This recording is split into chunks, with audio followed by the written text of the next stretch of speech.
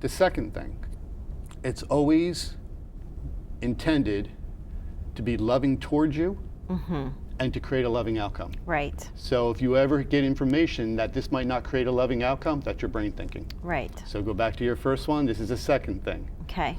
How is it loving towards you? It never violates your free will.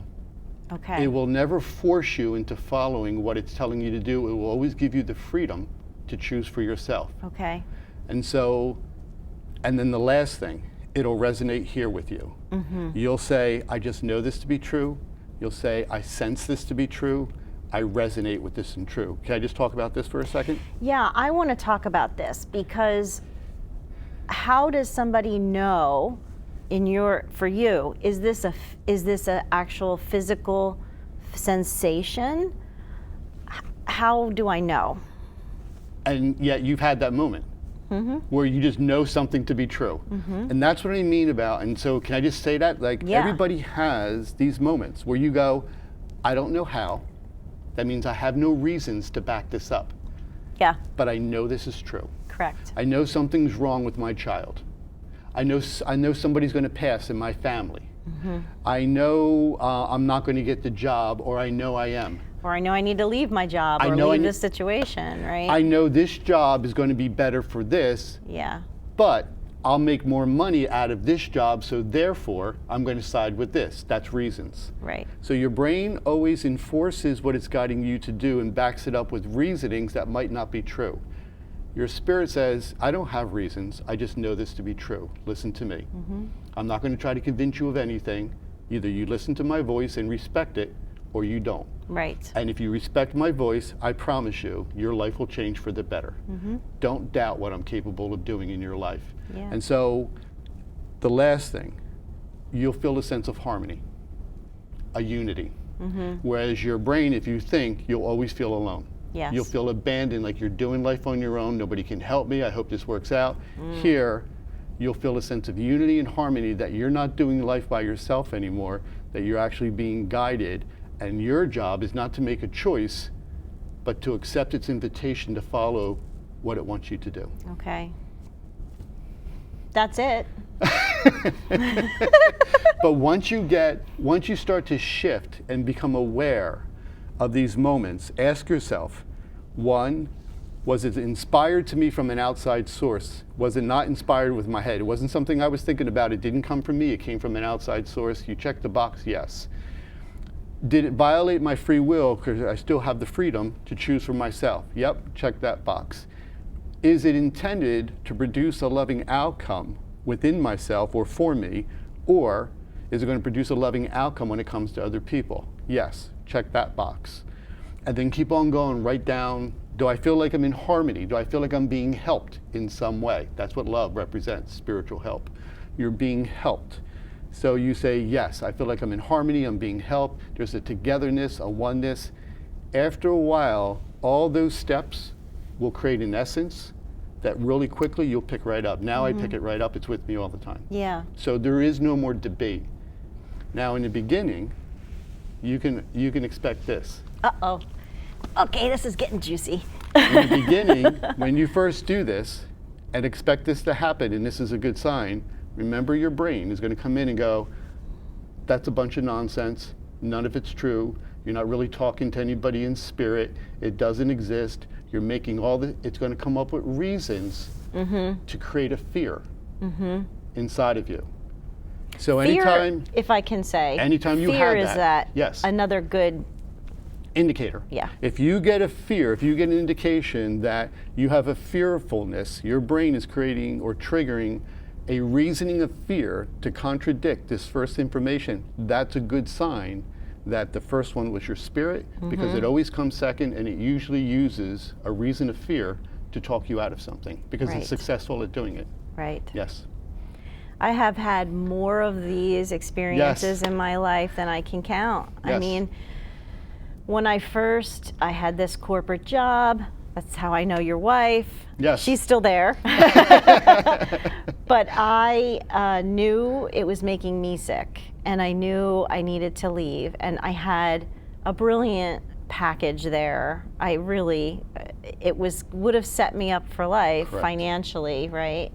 But it wasn't doing the deal, and I knew I needed to leave. I went to massage school, I went through yoga school, and I announced to my family and all my friends, I'm quitting my job to pursue massage therapy and yoga teaching, and they all went, are you insane? How are you going to pay your bills? You're not going to have insurance? What if something happens? And that was all the fear stuff. Yes. And just in me, I knew, right? So then I spend 22 years cultivating this beautiful business. And what do? I close the doors. Yes. And I walk away again, Yes. and I'm finding myself in the same space. And I think too, when you're a little older, then you have more people in your say, oh, but you're 55, maybe you shouldn't be making those rash decisions. But again, you come back and you go, no, this is what I need to do, So, and I could go on and on, but there's lots of those scenarios, but you just get to know. If you get to understand, like you said, you don't even have to second guess it. Correct. And if you go into your brain and start analyzing it, you're going in the wrong direction. Correct. To take what you just said, which is profound, if I can just focus on one area, and this is something that happened with me that I didn't understand for a long time, but your goals in life are going to shift. Yeah. Your idea of success has shifted. Mm-hmm. And it's exactly what happened to you, which knows that you're spiritually growing. No longer was it important to acquire more of what people make. Mm-hmm. But that's what we're taught. Money is Yeah. something people make. Yeah. Cars, houses, Mm-hmm. property, a nicer living room set. These are all things that people make. Now your goal has shifted in becoming more of what you spiritually already are. Mm-hmm. And that's what becoming more of God is, and being Yeah. more of God. It's about growing our ability of being in unity with a higher power, where we have more moments of being inspired with knowledge that not only is going to change our life for the better, increase our happiness, our peace, our tranquility, but also our wisdom. Mm-hmm. When we surrender control over trying to make choices for ourselves, and we accept that there's always been help, and we realize that it's helping us evolve oneself, you're going to see that again, your ability to make better choices in life is now going to grow when you're not trying to do life by yourself anymore. And so learning how to, or showing courage, which is what you did, into shifting your goals is all that I did. Mm-hmm. I shifted my goals in life, my idea of what it means to live a successful life. Yeah. Now what's key is, as you go forward, and this happened, maybe what we're doing right here and now, how you're interviewing people and how good you're becoming at it all, maybe that's part of what you're about to do to change lives for the better. Yeah. And maybe you're going to get really, really good at that, and more opportunities are going to happen that you're going to be super proud of yourself in the end. And you're going to go, I'm proud that I overcame that challenge, that adversity in life. So when we're proud of oneself, again, that's spiritually triggered inside of us. It's not Yeah. something that we do. It's something we sit back and we wait for. Yeah. So if I'm proud of the choices that I made, it means I overcame some kind of personal adversity in life. I differed from what other people's viewpoint was, and I stayed true and genuine to what I was being inspired with, to what choice I should make, and I watched it produce this magical outcome. I'm proud of myself for overcoming that. Not all people can say that about their life. Yeah. And I think that's key. What I did in the beginning, at the end of my day, I would look back and say, was I proud of myself? Yeah. Was I proud, not what people did, of the choices I made? Was I staying true to this harmony, this unity that was created inside of me? Was I following the loving thing to do? Did I show courage inside of my life to make sure my voice was equal to all people and to speak what I know? And I continue to do this to this day. Yeah. Maybe this is wrapped up. It is wrapped up with the love piece, but there's also this very important piece of being of service. to the world in Yes. some way. Yes. So, you know, all of Rich's wisdom and all the steps and everything, and that's woven in there too. You know, you have to be helping people. Yes. But helping people with the right information, right? Mm-hmm. So there's people that falsely represent themselves. Yeah. I have a certificate, I'm on a board, I have a title, Right. and it creates this false image that they have a knowledge, a higher knowledge.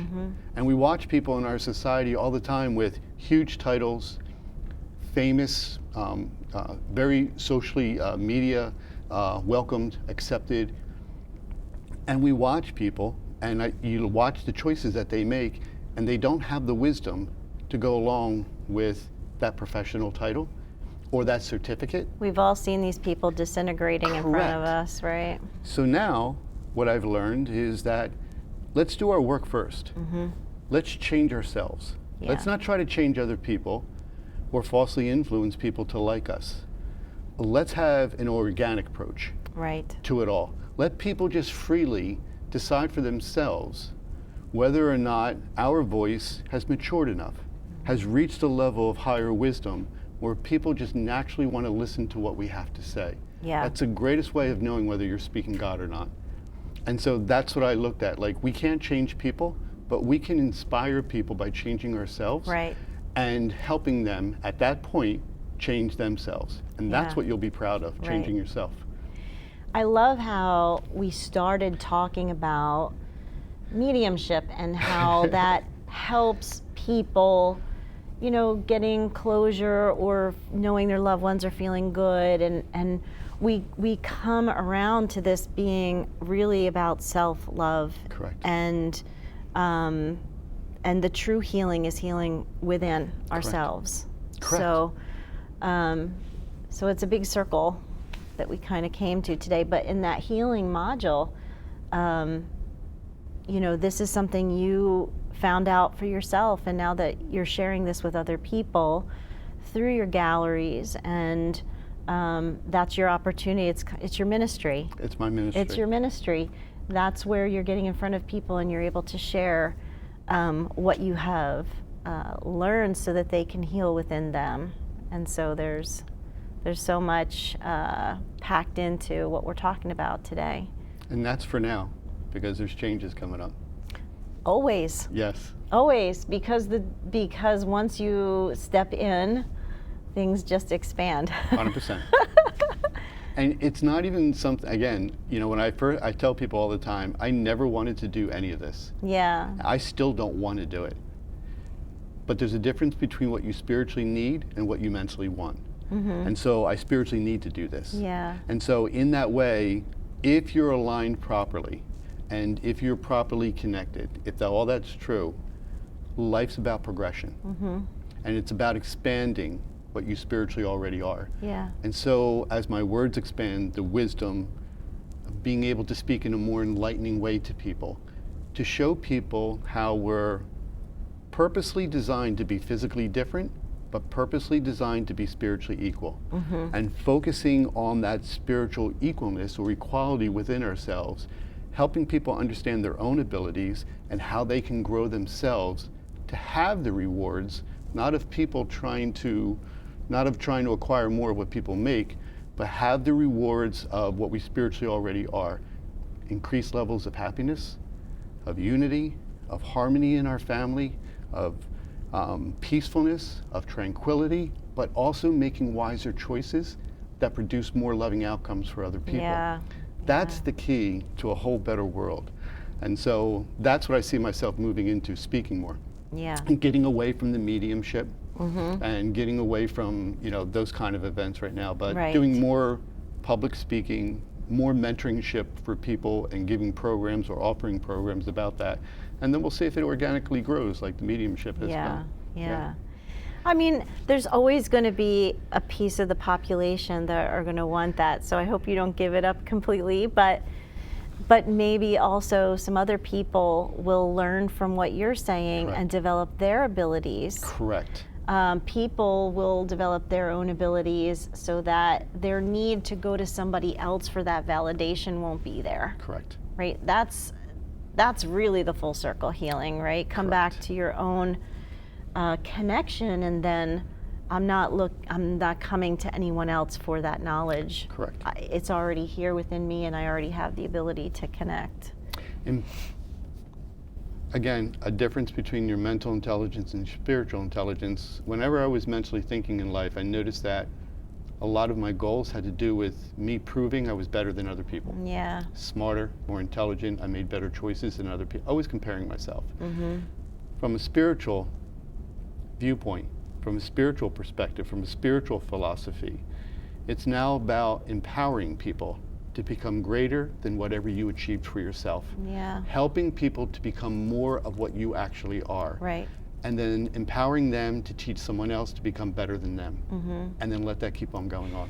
I The know. world becomes better that way. It does. Yeah. Yeah. I mean, one of the things I used to always say too, I was teaching for years people to be yoga teachers, and I watched many of the people that I helped get started become way better teachers than me.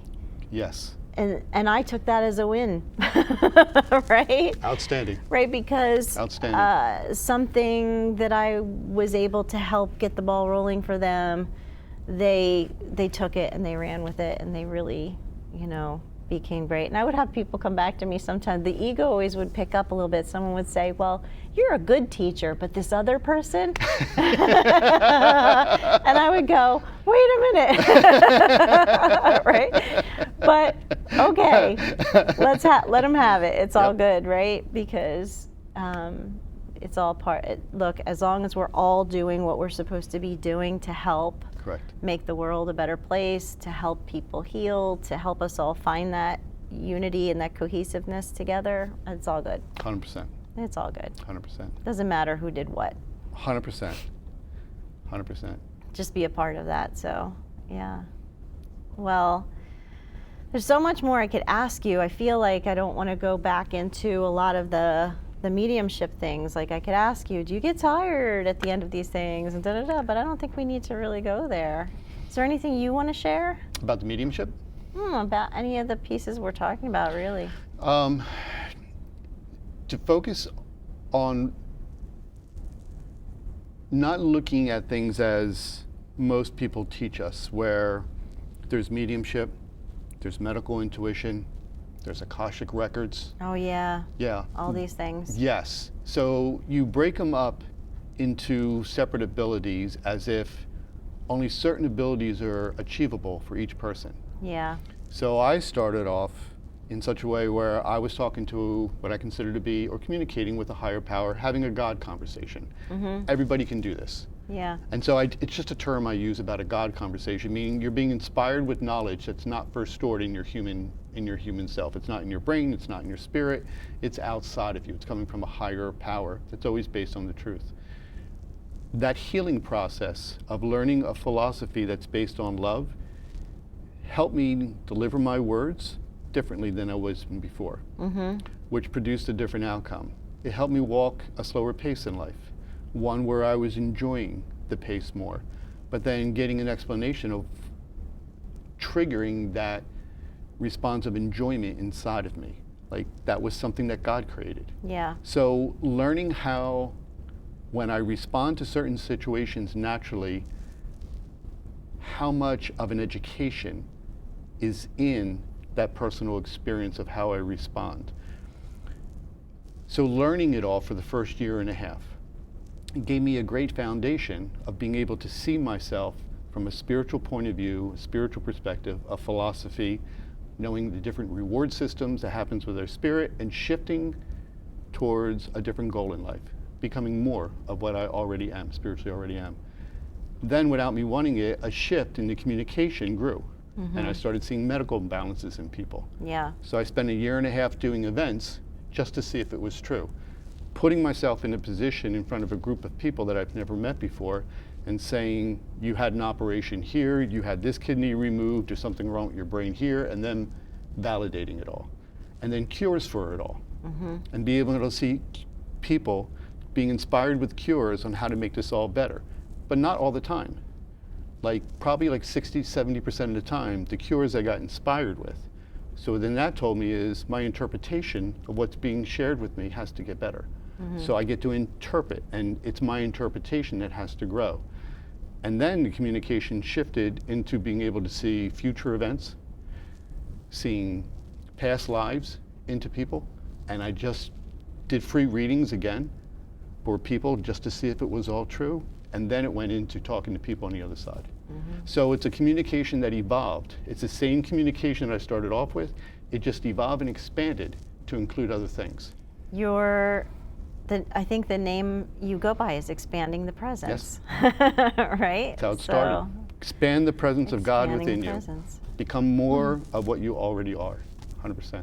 That's your true goal in life. That's everybody's primary goal that we were all created with. Yeah. The spiritually unlearned people in our life, our parents, our religions, our society, not that they're bad or good, I don't say it that way. Either you're spiritually learned or you're spiritually unlearned. So spiritually unlearned people that profess that they know the answers, it's the wrong approach to make. You want to grow from someone that you have a natural, you get triggered, a natural respect for what they say. They've proven it in their life first. You want to see actual proof. Yeah. Yes. Yeah. Which is key about when I started getting a philosophy about life and talking to people in spirit, how many people of a high profession, PhDs, would come to me because the information they were taught in school wasn't proving itself. Right. So I said, here, add this. And all of a sudden they became enlightened. And then those people, they kept on returning for more information to add on to the information that they were given from their colleges and universities that just wasn't proving itself to be true. Yeah. It was cool watching it all. Yeah. Yeah. It's always interesting to see somebody that has an academic background flower into a lot more holistic avenues, modalities, and spiritual participation, because I'll go out on a limb and say I think that's what's missing in a lot of our medical 100%. Community these It's days, true. right? Yes, it's true. You know, I think I went to an urgent care last year or 2 years ago for something. I had some rash or something that came up and out of the blue, and I was like, whoa. And you know, everybody said, go, you gotta go, you gotta go. I said, okay, I'll go to go to urgent care. And yeah, he basically was looking at pictures on the computer and saying, well, this is what you have to have because this is what it looks like. That's where we're at. Yes. That's where we're at with our medical It was a guess. system. It was a guess. It wasn't even Yes. his guess. It was he was just looking at something Yes. that somebody else posted that looked like something I might have. Yep. It was crazy. If we could marry these two systems Yes. and find that, we talked about balance before, if we could integrate and marry them and find this balance, this unity, we'd really have a wonderful medical system. Huge. Amazing. That was part of the PhDs I was speaking of as doctors, medical doctors, that I got acquainted with that would say, when I was doing medical readings for people, and then they would return these people to their doctors and go, I went to this medical intuitive, he got everything that you said, and he said, also look at this. And when they did an x-ray, and then they found it. Yep. Something that he missed. Again, seeing a true demonstration. It's not a big deal. We all can do this. But when you live in a world where you pretend that a spiritual part of you doesn't exist, that the intelligence doesn't exist, when you keep on pretending that over and over again and you doubt its existence, you weaken its abilities. Yeah. Just like finding evidence of what I'm saying is true through their devices, then they would start calling me and Yeah. go, tell me what you can see here. Now, they would just give me a name over the phone. I wouldn't see a picture. I didn't have to see the person. That's how amazing it is when you're in spirit. You get connected to the source, and all you need is a simple name, actually just a first name. And you can get connected to the source of what they're talking about and actually see information. And then what I would share is, let me share a bunch of information first. You tell me if it's true, just like I do at my mediumship events. I'll share a bunch of information. Once we validate, I'm connected and you validate it, let me share the real important stuff. Yeah. And then you watch these people just call me back over and over again. Yeah. So it's cool like what you're saying. There's more to us. Let's Yeah. just accept the truth about it all. And I wanted to say this before, get back to it now. Children are already there. Children are already open to a lot of this, and then they unlearn it when they learn how to use their brain. Correct. So, yeah, kids are already there. If you have young kids, grandkids, whatever, foster these abilities if they say they are seeing something or feeling something, instead of, squashing them down, because Correct. I mean, I really feel like if we can get back to that, we'll have a whole lot of people that are actually growing up. They don't have to unlearn this. They don't have to go the route we did, Correct. because they'll already be there. Correct. A lot of kids are already there today. I think the generation that's coming up now has more of this kind of openness to foster that. Correct. So it's nice to see. We're going to have a lot of people that are having these abilities and just naturally. So maybe it will organically shift all of these systems. If, when you're a child, like you said, you're born into this world in perfect spiritual unity with your Creator, perfect. Our spiritually unlearned society starts to disconnect that spiritual unity you're born with by telling you, Yes. think all the time. Most of children who start to see people in spirit, start to know information, that ability starts to leave them as they get into kindergarten. Yeah. Because when you're in kindergarten, they tell you to think all the time. Your brain is a disharmony. Yeah. It breaks you away from the natural harmony we were born into this world with, the spiritual harmony between our spirit and our Creator.